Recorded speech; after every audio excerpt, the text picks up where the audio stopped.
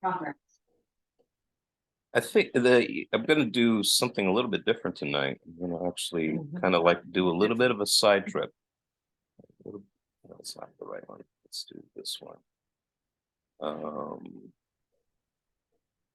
And we kind of got through chapter 10 pretty quickly. And we're going into chapter 11, which is going to go slower because there's a lot of detail, you know. And usually, like the way it's handled is, somebody will just go like, let's just get through Daniel 11, and they kind of like just go through the details really quickly. And because there is a prophecy in here that covers, 300 some years, and there's a sequence of events that happen. In fact, it is so precise. What's up, Aaron? It's so precise that a lot of people, the critics, have said, well, this couldn't have been written before these things happened. It had to have been written afterwards and presented as as prophecy, even though it was historically already passed. There's a couple problems with that. One of them is that Daniel was already in the Jewish canon before some of those events happened, and it was already translated into Greek from the Hebrew and Aramaic before some of those events happened. So it's hard to put a date on Daniel other than saying that Daniel wrote it during his time, or wrote many things during his time, that it was compiled later. But but it's phenomenal how many of these things, how closely it tracks with the history. You're gonna see all kinds. It kind of reads like when we go to the historical details, some of it's going to be like a soap opera, and it's the soap opera that we call history and politics. It's really amazing. But anyway, Daniel 11, and if you can remember, in chapter 10 it's really just, this is just a continuation from chapter 10. So the last sentence of chapter 10 and the first sentence or the first verse of chapter 11, they kind of go together.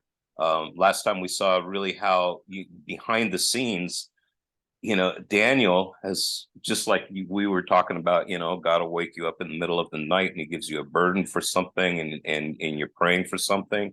Well, Daniel has a burden. He starts praying for something. And I don't, maybe he didn't even know what he was really praying about, because it wasn't like a specific thing like he was in Daniel 9, where he was praying for mercy on the people, and 70 years, is about up and all that kind of stuff. This time he's just praying, and and a messenger comes to him. It's either an angel or it's Christ himself, and says, I was held up for 21 days, but your prayer went up on day one, and I am here finally now because I had to fight the Prince of Persia. When I leave here, after this, I'm going to have to fight the Prince of Greece and all these things, right? So he concludes chapters 10. He says, but I will tell you what is inscribed in the book of truth. There is none who contends by my side against these, except Michael, your prince. So this is when he talks about the prince of the people of Judea, the Israelites. And as for me, in the first year of Darius the Mede, I stood up to confirm and strengthen him. So there's a little bit of the first year of Darius is when I think you have the Lion's Den episode with Daniel. So there was spiritual warfare going on then, and apparently he's kind of letting Daniel know, that there was spiritual warfare there, keeping probably involving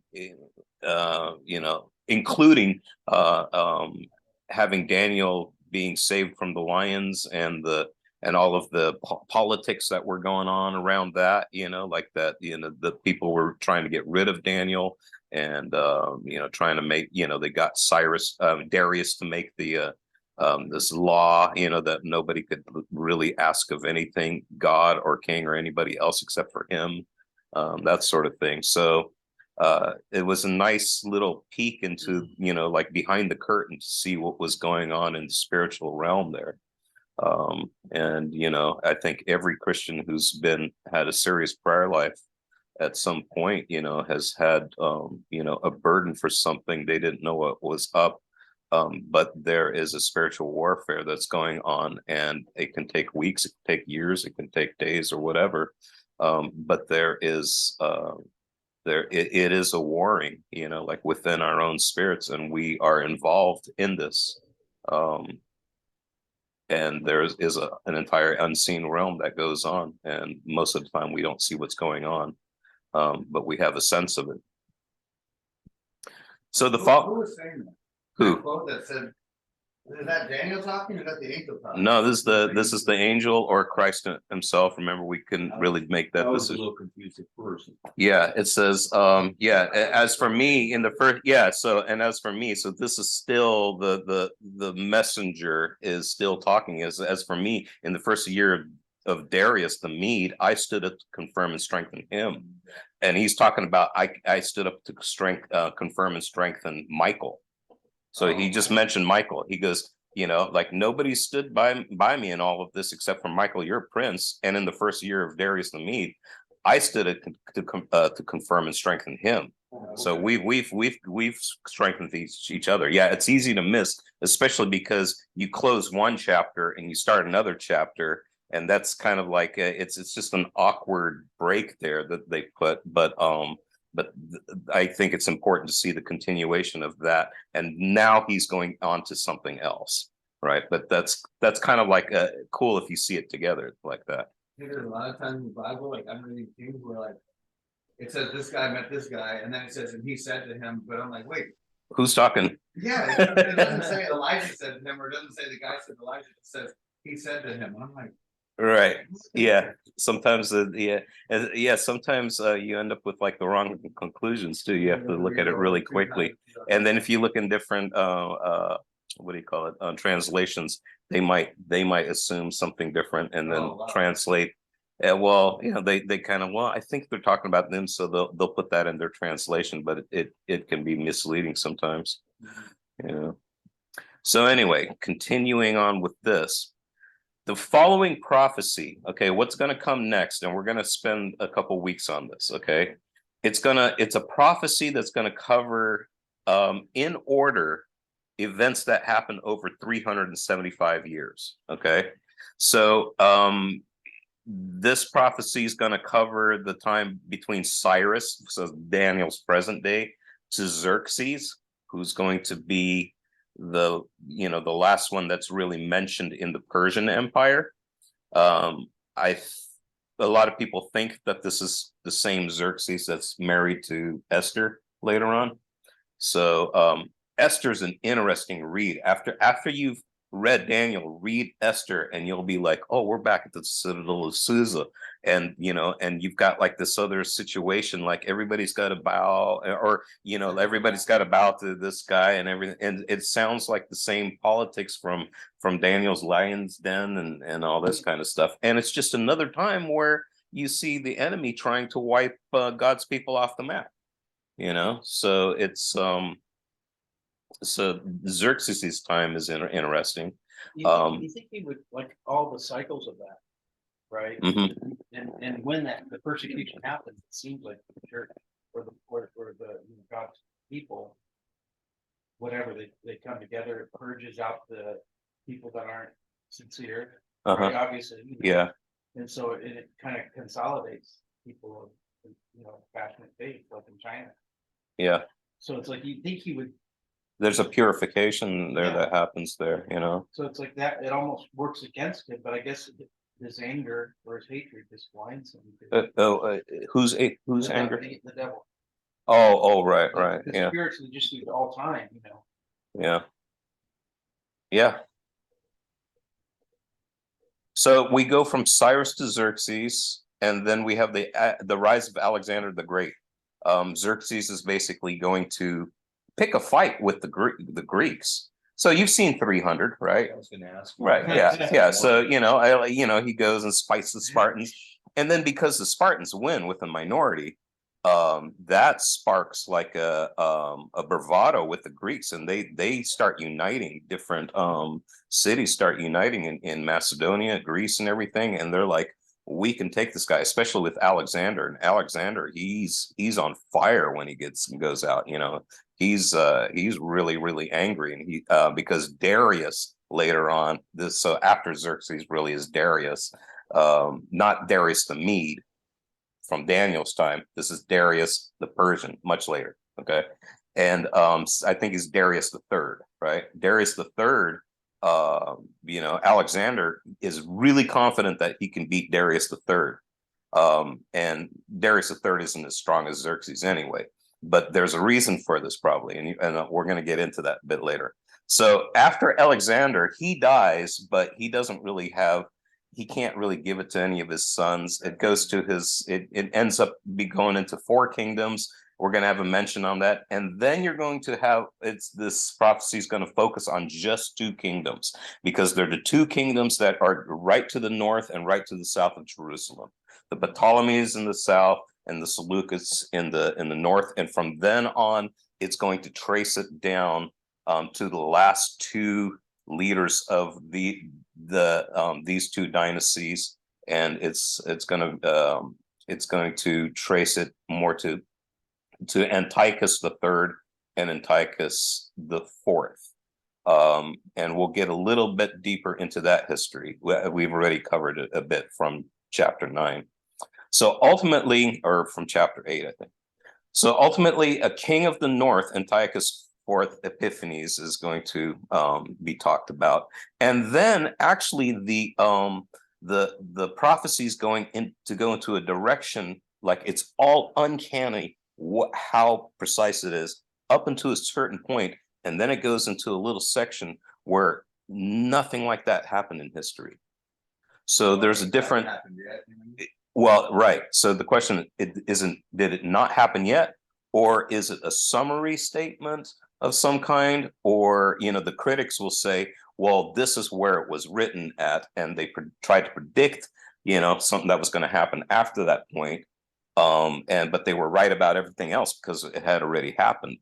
But again, like I said, a lot of those things that had already happened, Daniel, the book of Daniel was already around and part of the Jewish canon before that time. So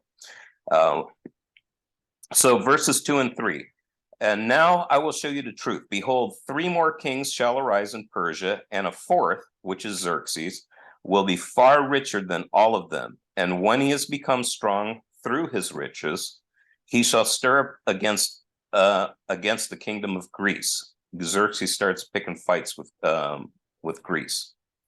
Then a mighty king, who's Alexander the Great, shall arise, who shall rule with a great dominion and do as he wills. I found this. I'm going to go back to Flavius Josephus, and if you remember, he's this Jewish historian who lived, you know, into up to about 100 AD. So he actually wrote about the destruction of Jerusalem in AD 70.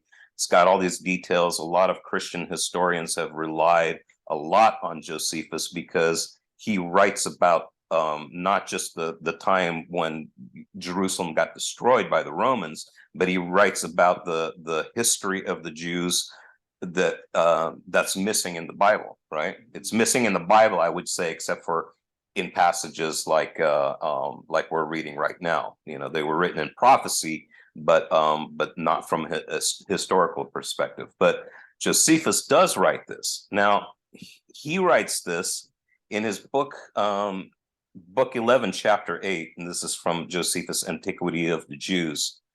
He writes, now Alexander the Great, when he had taken Gaza, which is right there in, you know, by Judea, when he had taken Gaza, made haste to go up to Jerusalem, and Jaddua, or I don't know how to pronounce his name, Jaddua, the high priest, when he heard that, was in agony and under terror, as not knowing how he should meet the Macedonians, that means the Greeks, you know, since the king was displeased at his foregoing disobedience. So he knew that Alexander the Great was mad at him. The reason Alexander the Great's mad at him is because he had sent an epistle, a letter basically to this high priest Jaddua, saying, and he sent a bunch of gifts along with it and a bunch of arms. And he says, you know, like, here's a bunch of arms, here's a bunch of gifts. Join me in fighting Darius the Third. So, okay, and Like trying to get the Jews. trying to get the Jews on his side to fight Darius, right? Because Alexander's got it in for Darius, right? And Jaddua wouldn't do it because he had promised Darius that he would never take arms against him. So he says, as long as Darius III is alive, I won't take up arms against the Persians. He won't do it. Did he keep the gifts? No, I don't think he kept the gifts or the arms. You know, he kind of like so you know, now Alexander the Great's going to come to Jerusalem, and he's going to basically mow the place down. He's going to torture this priest and all this kind of stuff. So Right? the priest at that time that Jaddua, Uh-huh. is he basically the leader of Israel then? There's no king. There's no king, yeah. So he's high priest. He's the, you know, I don't know how the politics and everything exactly worked, but he is the spiritual leader, you know, of and so he therefore ordained that the people should make supplications. So this priest is worried. So he tells the people to make supplications, pray, and they should join him in offering sacrifices to God, whom he besought to protect that nation and to deliver them from the perils that were coming upon them. So Alexander's on his way, and he tells the town, look, this isn't looking good, so we need to pray and we need to offer sacrifices, and I want you guys all to join with me, right? So the people start praying, and the priests all start praying. This Jaddua, he starts praying, and they start offering sacrifices. Whereupon God warned him into dreams. So this is Jaddua has this dream sent by God, right? Which came upon him after he had offered sacrifice, that he should take courage and adorn the city, just decorate the city, and don't worry about this, right? That and to open the gates, go ahead and open the gates, that the rest of the priests basically should appear in white garments, but that he and the priests, maybe everybody's supposed to be in white garments, but that he and the priest should meet the king in the habits proper to their order. In other words, all their, you know, like priestly garments, right? Without the dread of any ill consequences, which the providence of God would prevent. Upon which he rose from his sleep, he greatly rejoiced and declared to all the warning he had received from God, according to which dream he acted entirely. So waited for the coming of the king. So they're going to anticipate Alexander, but he's in a better mood now, and decorate the city, and here he comes, and they're going to wait. And I highlighted coming of the king because what you did when you have a king coming, in this case it's Alexander, right? When he understood that Alexander was not far from the city, he went out in procession. This is the custom of the day. Somebody important is coming to you, you go out to meet them. There's a word for this. It's called apostasin. Okay, this is a word that appears in the New Testament, 3 different places, and it's when the brides go out to meet the bridegroom when he's coming, and they fall asleep, you know, some of them fall asleep or whatever, but it's the anticipating of him coming, and they're going to assist him the rest of the way. It's also used when Paul is, you know, people are awaiting Paul, and so they actually send an apostasing meeting to meet him and escort him the rest of the way. It's also what Paul uses when he's talking about the coming of Christ, and we meet him in the air. So when Christ has all of his angels and everything, so it's like the coming of a king, you have an apostasis, and then you join them, right? So he went out in procession with the priests and the multitude of the citizens. The procession was venerable, and the manner of it different from that of other nations. The approaching army thought they should have the liberty to plunder the city and to torment the high priest to death, which the king's displeasure fairly promised them. The very reverse of it happened.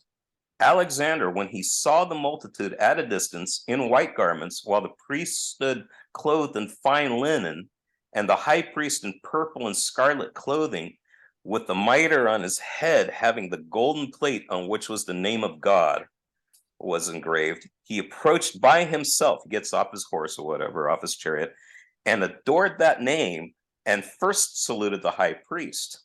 So the high priest hasn't even saluted him yet. He goes to the priest and salutes the priest. And Alexander does. Do you know what their salute was? I don't know what their salute was. Probably looked like a. Yeah, they didn't. I don't think they gave him that salute. So it's saying that the priest had the golden plate on his head, or Alexander did? No, the priest had the golden plate on his head that had the name Yahweh on it. And is this what we're reading now? Is from? This is from Josephus's account. Yeah, Josephus's. Interesting how Yeah, he writes, he kind of, it's not just like bullet point historical, and he's almost like doing it like a story too, like with. yeah, it's historical narrative. Yeah, it's Yeah, like a that's it's a style. A lot of Bible is written in that style too. Yeah. So I find that interesting and adored that name. yeah, adored that name, right? Yeah. Adored that name. Well, we're gonna find out why he adored that name. Okay. The Jews also did altogether with one voice salute Alexander and a compass about him. Whereupon the kings of Syria, so the kings of Syria are like, Alexander is united like Macedonia, Syria, and he's coming, like the Syria and the rest, of his crew were surprised at what Alexander had done and supposed him disordered in his mind. They think he's gone crazy. Because he's a killer. Because he's like, we should be like in having a slaughter fest right now. And you just went over there and then you're checking out and saluting the high priest or the adoring the name. What's going on with you? However, Parmenio, it's a guy named Parmenion, a Macedonian general, alone went up to him and asked him how it came to pass that when all others adored him, he should adore the high priest of the Jews. Everybody's adoring Alexander. Why? How is it that like Alexander is going up and adoring this Jewish priest, right? To whom Alexander replied, I did not adore him, but that God who hath honored him and that high priest and honored him with that high priesthood. I'm honoring the name that God who actually gave this guy this high priesthood, the honor of that.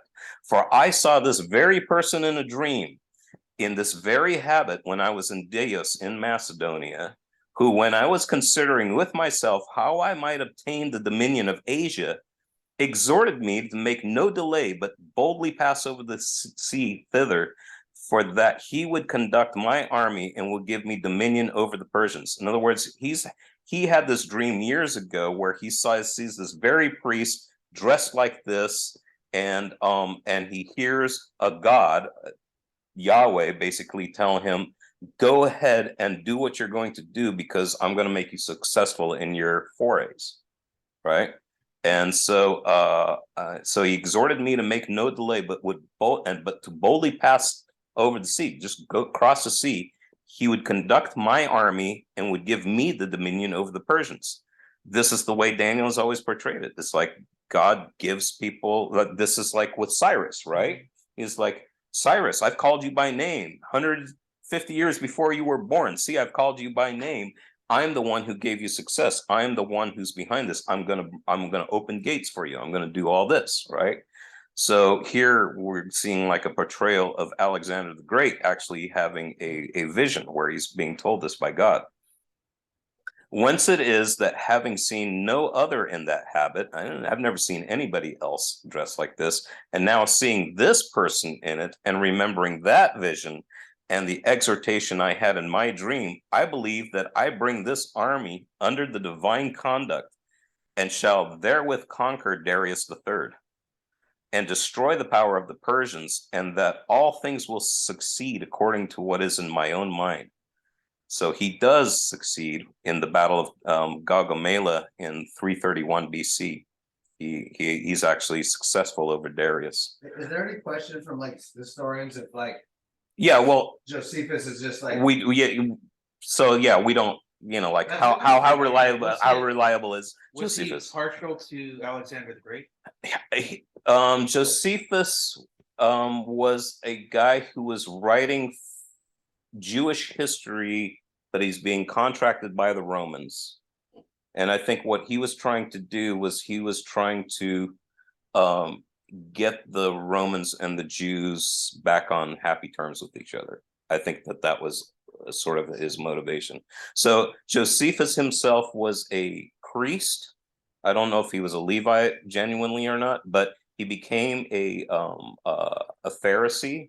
He joined the Pharisees, like their philosophy of the Torah and everything. So, and then he did not believe in Jewish nationalism, that they should fight the Romans and stuff like that, right?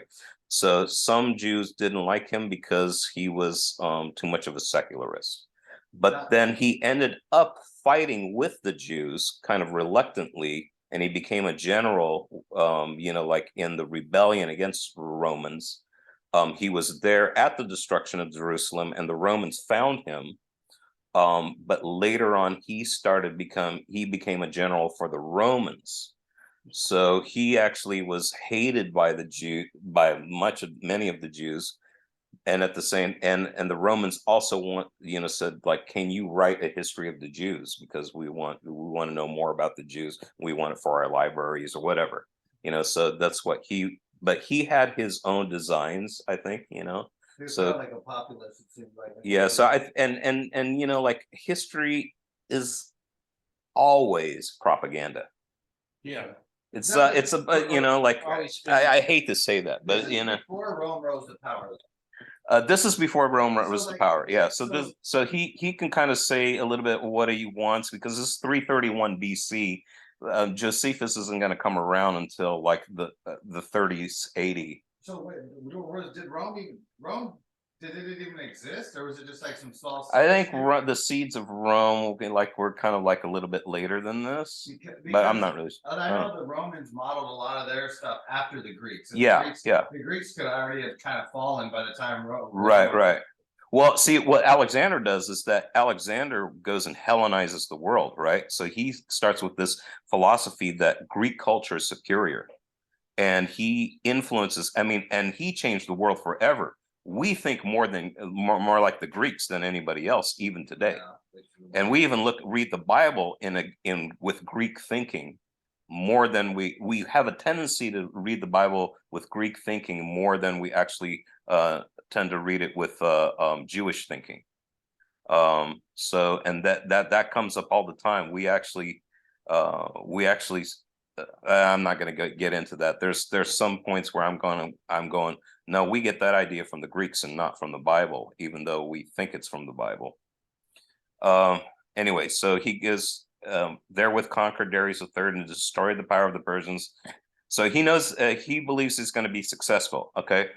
So when Alexander had said this to Parmenio and had given the high priest his right hand, so like, come over here, and gives him, the high priest, the right hand, the priest ran along by him, and he came into the city. And when he went up into the temple, he offered, this is Alexander, offered a sacrifice to God, which wasn't uncommon for him. He actually tried to he tried to honor people's local thing if he was on their side. They were so pantheistic too. Yeah. That we see it like a big deal that he was honoring Yahweh, but to him that could have Yeah, it was an honor amongst, he might sacrifice yeah, and honor a whole bunch of gods. it's not that much of a stretch. Yeah, exactly. So he went into the temple, he offered sacrifice to God according to the high priest's direction, and magnificently treated both the high priest and the priests. And when the book of Daniel was shown to him, wherein Daniel declared that one of the Greeks should destroy the empire of the Persians. Oh my God. We've seen this, right? We saw this in chapter 3, chapter 7, chapter 8, chapter 11. So I don't know. He supposed that himself was that person intended. And probably He's was. just like, yeah, he's like, well, that would be me, That is wild. I've Yeah. never read this before. Yeah. I think That was actually pretty smart. It is, yeah, yeah. You know- Oh, that must be me. Oh, they got Darius, they got like Cyrus in here. Oh, that's cool, you know. Yeah, and was it considered like, how was the Daniel's writings viewed back then? Was it at like? Oh, in first century? Was it honored? First like century as- was, yeah, was way honored. Especially by like the Pharisees and it wouldn't probably not by the Sadducees. Sadducees only believe the first 5 books of the Bible. So that's why they're like, we don't know anything about the resurrection, you know. Yeah. And Jesus has to say, no, the resurrection's also in the first Stuff 5 too, books, like, yeah. because God, you know, like when God talked to Moses from the burning bush, he says, I am the father, I'm the God of Abraham, Isaac, you know, and he goes, he's not the God of the dead, but he's the God of the living. Yeah. So that's what Jesus uses the Old Testament to talk to the Pharisees. So as he was then glad, he dismissed the multitude for the present. But the next day he called them to him and bade them ask what favors they pleased of him. Whereupon the high priest desired that they might enjoy the laws of their forefathers. So can we keep on, you know, like with this Judaic law, and might pay no tribute on the 7th year, which would be a Sabbath year to them. So Tax. yeah, taxes, exactly. So, you know, they are going to pay taxes to Alexander, but he was asking for an exemption on the Sabbath year. He granted all they desired, and when they entreated him that he would permit the Jews in Babylon and Media to enjoy their own laws also, he willingly promised to do hereafter what they desired. Now, whatever he gave the Jews is really short-lived, because he dies at like what, 29, or he's still in his 20s when he dies. So verse 4, as soon as he, Alexander, has arisen, Oh, we're back to Daniel now. Yeah. As soon as he, Alexander, has arisen, his kingdom shall be broken and divided towards the 4 winds of heaven, but not to his posterity, nor according to the authority with which he ruled. For his kingdom shall be plucked up and go to others besides these. I like this plucked up. Where have we seen this before? Kingdom being plucked up. Think earlier in Daniel. I feel like a bad student. No, we're this is, remember when Nebuchadnezzar lost his mind and everything, you know, like, yeah, right, yeah, it's like this, it's, you know, we're thinking again, you know, it's the same sort of language, right, being plucked up, you know, yeah, it's just kind of like you're gonna be plucked up, and you know, like because he was a strong tree in the whole kingdom, and it's like saw, you know, like there's a I think there was like a plucked feathers kind of thing with him, you know, like later on. So I don't know if it's that, but you know, it's like a combination of things, but it's just still sort of like an imagery of like God will plant a king, but he'll also pluck them up or whatever. And this is where the contention comes up, because that is so exactly predicted to what actually happened with Alexander. Oh yeah, And just like, oh, you must have wrote it out. just wait. Yeah, this gets crazy. Okay. I love seeing the historical Yeah, this gets really crazy. Okay. So it didn't go to these guys. No, it so what happened is Alexander had a half brother named Philip, but he was mentally deficient, and he was not going to be able to rule. Alexander had an illegitimate kid named Hercules, but he wasn't, and he also had a child after he died. So he had a posthumous death of like a small child. He actually assigned 2 regents to help them along because the kids were young, right? So they would, like, if they were going to rule, they were going to have somebody to have guide them, because they're going to be kid kings, right? They're not even going to know what's going on. But they were all assassinated, and you know, so like you know, his kingdom basically got split up between initially 5 generals. Okay, it's going to end up being 4, but it's going to be 5. So so this is what happens. Diadochi, Diadochi, so it's the successors. Alexander's generals, they're, you know, some of them, they were Ptolemy, Seleucid, Cassander, Lysimachus, Antigonus. The empire was basically divided between these 5. Okay, Antigonus or Antigonus. I'll call him Antigonus so he doesn't get confused with Antiochus. Antigonus, he tried to reunite the empire. So he wants it to be one empire, just like Alexander was going to have, right? But the other generals, they actually formed a coalition against him. They weren't going to have it because, you know, Antigonus was going to end up with all the power. So they were like, no, we will fight you and we'll have our own empires. Thank you. So Lysimachus, Cassander, Ptolemy, and Seleucus, they all fight against it. And Say that again backwards. Lysimachus, Cassander, Ptolemy, and Seleucus, You The- practice that. they fought against Antigonus. So, and they actually win. So the Greek Empire became the Ptolemies in Egypt, the Seleucids in the east. I'll show you a map.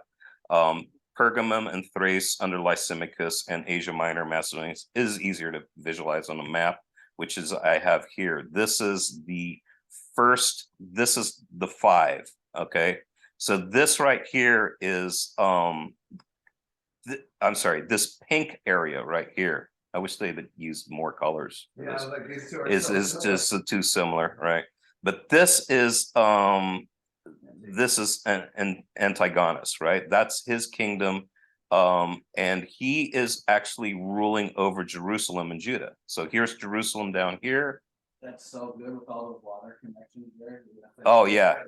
He's got like a great little empire going for him. Over down here in the south, you have the Ptolemies, right? Here's where you have the Seleucids. The Seleucids are actually going to end up with this area over here once this guy is gone. And then you've got Thrace and Macedonia, who are under Lysimachus and Cassander. Oh, so that's the 4. Oh wait, that's 5. So that's this is where it's still 5. This is the way it is, but they gang up on the guy that's ruling this pink area, because this guy rules Jerusalem right now. So what's going to happen is that this guy Antigonus is, he's fighting all of them, but he's really beating up Seleucus down here. So Seleucus is actually going to join. He's going to flee and he's going to join Ptolemy. The Ptolemy is like going to say, okay, I'll agree to do this with you, but you have to be under me. So he temporarily loses his own kingdom and he becomes a general in Ptolemy's army. But then after they defeat Cassander up here in the pink area, Seleucus is going to end up with his own kingdom again. And from then on, Seleucus and Ptolemy are going to fight over Jerusalem. Jerusalem's key, okay? The reason being is that it's like the main port in this whole area. If you go down to Egypt, it's too marshy, right? So like you got all this trade going from the east to the west, or even from Africa into all the way up to China.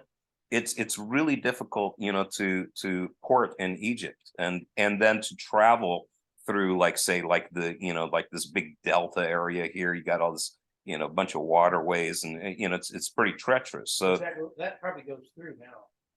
yeah, there's and yeah, Suez Canal, right? Yeah, so like really what you have here is like you have this great the Sinai Peninsula going into Jerusalem. Joppa is going to be the main port for this whole area for like centuries and centuries. Because if you go up here, it's like a bunch of cliff sides, and even if you find a place that like you can find a port, you still got to go like way up, and it's much easier to go off of Joppa, which is close to Jerusalem. The Joppa is like where Jonah goes when he's going to go sail off to Joppa is like going to be right around here somewhere. So that's where, like, Jonah, when he runs from God, he decides, he's being called up here to Assyria, to Nineveh, but he's like, nope, I'm going to get on a boat and I'm going to go way over here to probably Spain is like where he wants to run off to, like he's like as far as he can go, right? But he goes to Joppa. Joppa's a big deal. So whether you're it's like the main trade route. So they're going to fight over Jerusalem a lot. So verse 5, then the king of the south, Ptolemy, shall be strong, but one of his princes, Seleucus, shall be stronger than he and shall rule. So verse 5 kind of skips over the whole thing where Seleucus actually joins Ptolemy to fight Antigonus, right? So So we're plugging in the names here though. I'm plugging in the names. I'm plugging in the names. Okay. Yeah. So Some people, I'm not doubting your knowledge, but Right. some people could, is there a contestation about? some of these where it's kinda not like that they- much. There's some like where you're talking about like where you're talking, is it talking about him or him? Is it him, or which him is it? You know, there's a little bit of that I've detected, but not much, because we know what happened. Yeah. Yeah, because we know what happened. So then the king of the south, Ptolemy, so this is from Egypt, right? He will be strong, but one of his princes, Seleucus, who had joined him, and put himself under Ptolemy, he will be stronger than he and shall rule, and his authority will be a great authority. So Seleucus, in the end, actually becomes stronger than Ptolemy the first. That's like you said, he went and joined Ptolemy under him. Like, Right, yeah. So from here on out, what you're going to see is in the south, they're all going to be called Ptolemy. Ptolemy 1, Ptolemy 2, Ptolemy 3, etc. Right? Yeah, their wives, if the wives become queens, like the queens from the south, they're all going to be called Cleopatra. So it's more like a title, like almost like. They were names, but yeah, and I like, don't really. like Caesar almost. Yeah, Cleopatra, I think means like famous from her father. Patra means father, right? Cleo means, so it's fame that you got from your father.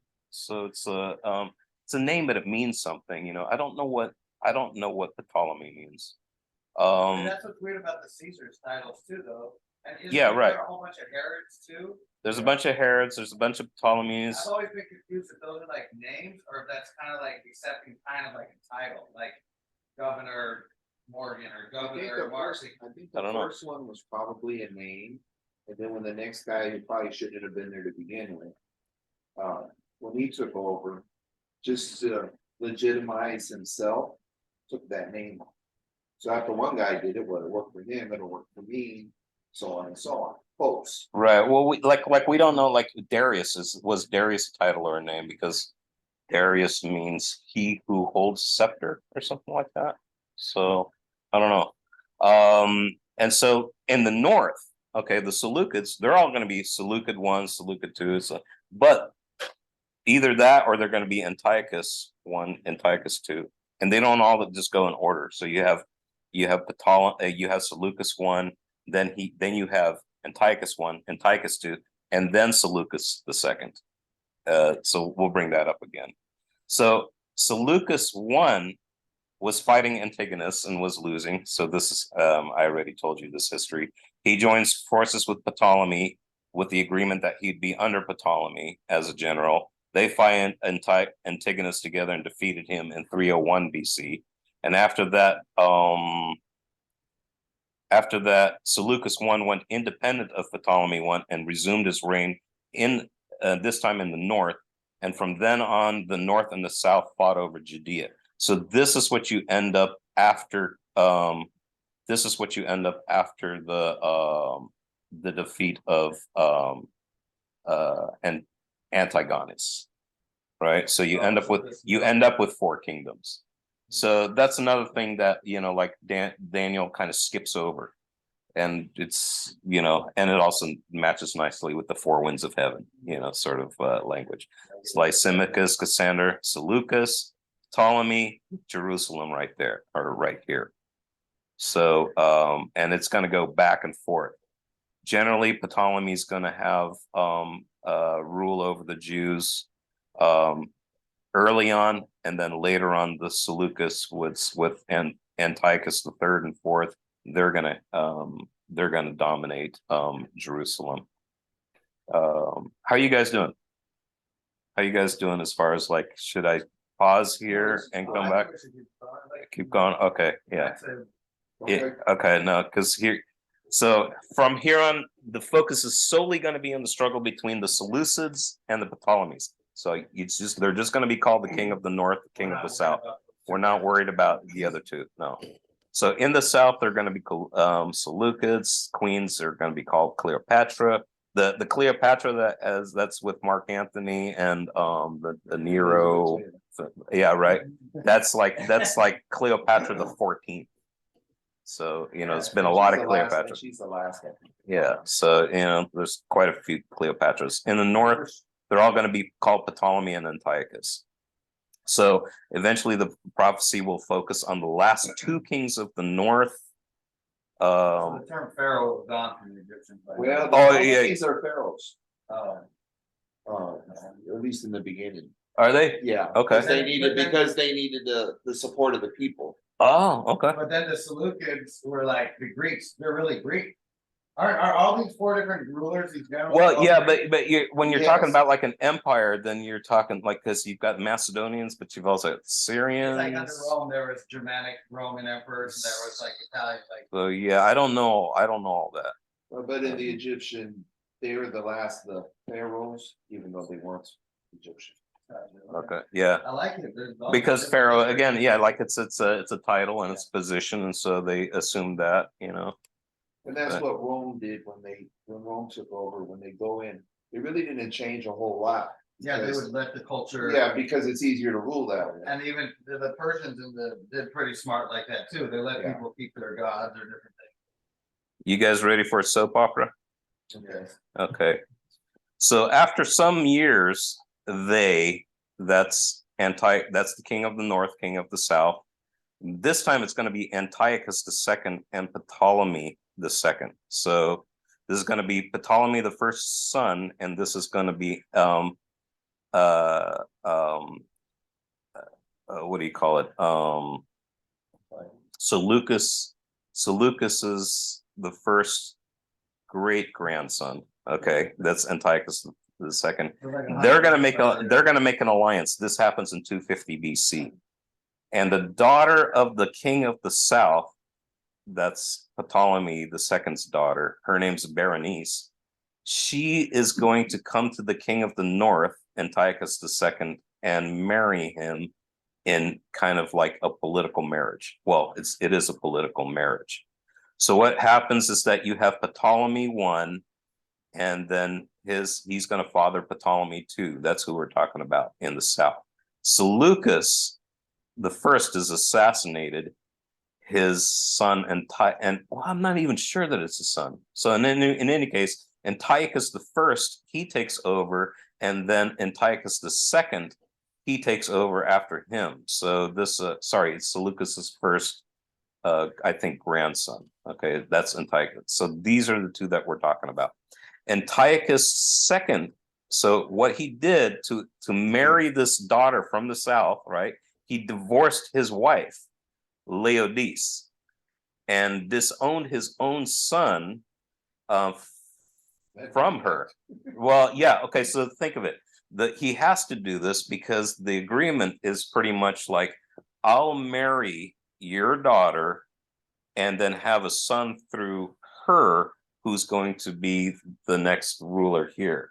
Which will unite them. Which will unite them, right? But in order to make this work, he has to divorce his wife. Because that wife and son would have the rightful lineage Right. to them. So he's got to make them illegitimate. That's so crazy. Like, Well, either that or assassinate them. It seems like they could just have 10 wives back in order. Game of Thrones. Yeah. Totally right. So Antiochus II divorces his wife, Laodice. Oh, by the way, does Laodice remind you of something? Yeah, I was thinking that. Laodicea, yeah, Laodice, Laodicea. There's a couple of Laodiceas, and they're named after Laodices. So I like all these names. I'm yeah, excited. so Laodicea. I think Laodicea may have been named after her. Aaron's firstborn will be named Antipas. I was thinking, man, it sounds fun. I'm actually looking up what some of these names mean to see if they're evil or not. So he divorced his wife Laodice, and he disowned his son from her in order to marry Berenice, so that his son from Berenice would be the successor to the throne. And that's how it's written in Daniel? Oh, you're putting it in So what Daniel. I'm saying, okay, what Daniel is saying, after some years, after the years, they will make an alliance, and the daughter of the king of the south shall come to the king of the north to make an agreement. That's And all then it this is says. the part you put in. This is, no, that's the part that we know from history. Okay. That's how it played out in history.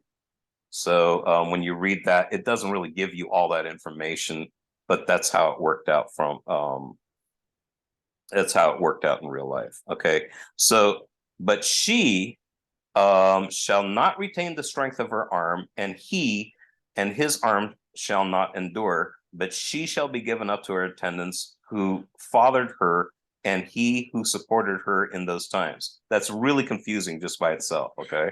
So what happens is that Ptolemy in the south, Bernice's dad, right? He died in 246 BC.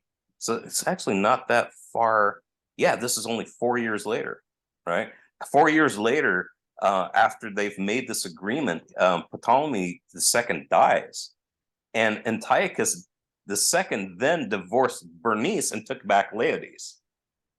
So he's like, Because her dad lost the power. The dad died. her dad died. He's like, You know what? you know what? I don't want, like I want my own I'm son on from. the king here, Yeah, I'll do what I want. and like, yeah, and it's like, I kind of like Laodice, and I want, and I'm partial to probably like my firstborn son, and I'd like to see him be king, right?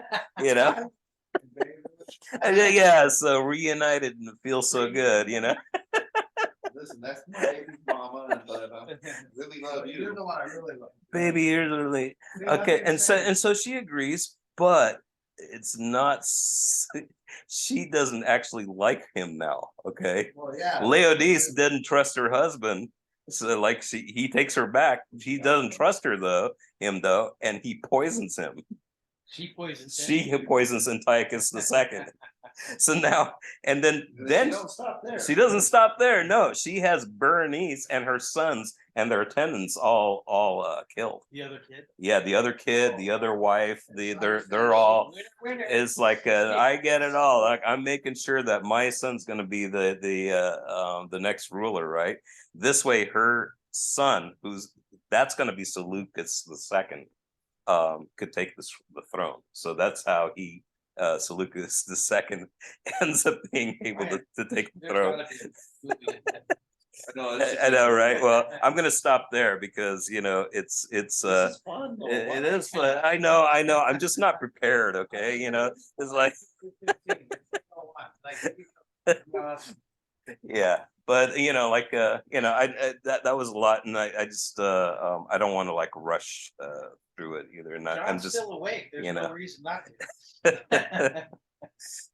So anyway, the soap opera is going to continue, and but like you've already seen, like how uncannily it's tracking with history. John, what's You that know, artwork so- on your wall right there? Here, I'm going to stop this.